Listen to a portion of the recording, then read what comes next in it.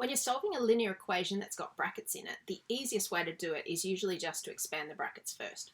Now, a quick bit of revision on what expanding brackets really means and how and why we do it. Let's take something that you know well. 3 12s are 36. Now, when you first learnt to do this, you might have learnt to do it this way. And here, we're actually saying let's do 3 2s, that's easy, and then do 3 10s, that's also easy, and that gives us our 36. This is a method that we often use. If I asked you to do, say, 23 times 4 in your head, you might do 4 lots of the 20 and 4 lots of the 3 and add them together. So this whole idea of saying 3 12s is the same as 3 lots of, and I'm just going to break my 12 up into two parts, an easy part and another easy part added together, and that's a strategy we've been using for years. We can also write it like this, just leaving the times sign out and putting the 3 right up next to the brackets. Alright, the answers to all of these are 36. But what if we didn't know how big one of the parts of this number was? What if we had 3 lots of a number which had an unknown part and a 2 part? Well, it makes sense that just as here we did 3 10s and we did 3 2s and we added them together to get our 36, here we can do 3 lots of the x, that gives us 3x, and 3 lots of the 2, which is 6, and add them together and we get 3x plus 6. And that is what we mean by expanding brackets. Take the number that's out the front of the brackets and multiply it by both of the parts that are inside. So another quick example, if we had 2 lots of y minus 3, we would say 2 lots of the y is 2y, and 2 lots of minus 3 is minus 6. Now, if you're dealing with negative numbers, don't forget you can use your calculator to make that simple. So now let's solve an actual equation. I can tell it's an equation this time because it has an equal sign in it, and figure out what the missing value or the x could be. I'm going to start by expanding the brackets and say I've got 2 lots of the x, that's 2x, and 2 lots of the 3, that's 6, and I need to add those two parts together, and all of that equals 14. Alright, now I've got a two-step equation, and we've seen already how to solve those. Think of what's happened to this x. It's been multiplied by 2 to make 2x, and then it's had 6 added to it. So the first thing we need to undo is the plus 6. We can undo plus 6 by subtracting 6, but if we're going to do that to this side, we have to do the same to the other side. That will disappear the 6, so we'll just end up with 2 x's on this side, and over here, 14 minus 6 is 8. Alright, 2 somethings are 8. I can see the answers for, but I'm wanting to really practice that good setting out. The x has been multiplied by 2, so to undo that, divide by 2. That will undo the multiply by 2. But I can't do something to one side without doing it to the other to keep things balanced. So now the x is on its own, and 8 divided by 2 is 4. Now I can check my answers correct by subbing it back in. 4 plus 3 is 7. And 2 times 7 is 14, so this is definitely the right answer. Now, there is another way I could do the same question. This method will work for all of them, so this is kind of your bread and butter, use it every time method.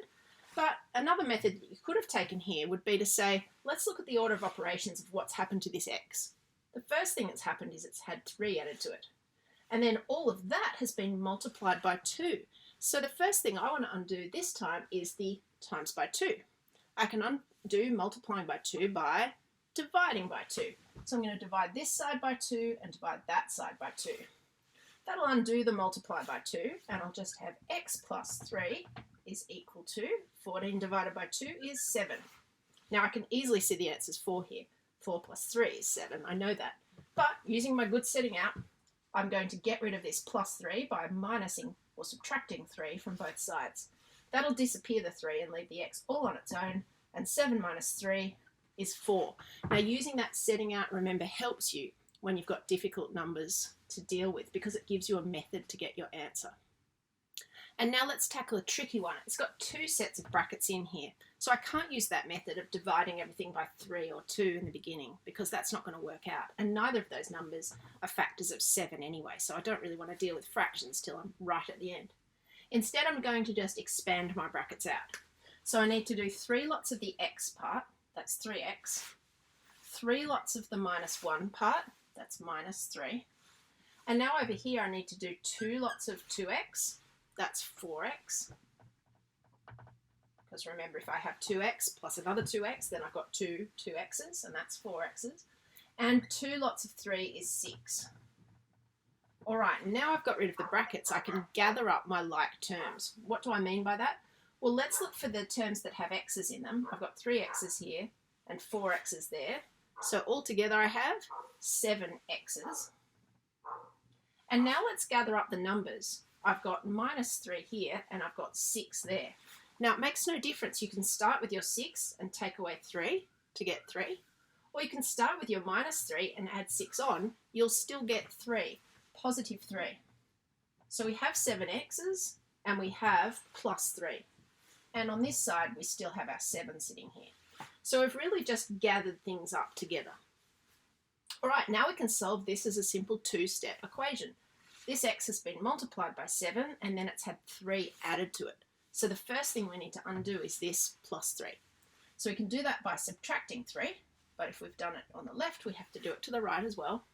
That'll disappear the 3's, they're gone. We're just left with our 7 x's. And over this side, 7 minus 3 is 4. All right, this is an example of one where it's hard to just spot the answer straight away. We need a good strategy. So here, tell the story. This x has been multiplied by 7. How do we undo that?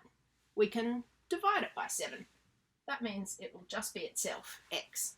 But if we've divided this side by 7, we have to divide that side by 7 to keep it fair. And the easiest way to divide by 7 is just to write divide by as a fraction line and with a 7 on the bottom. And the answer is literally looking at me. It's 4/7. Now I just want to tidy things up. I can see that these cancel. So x is 4/7. And I'm finished.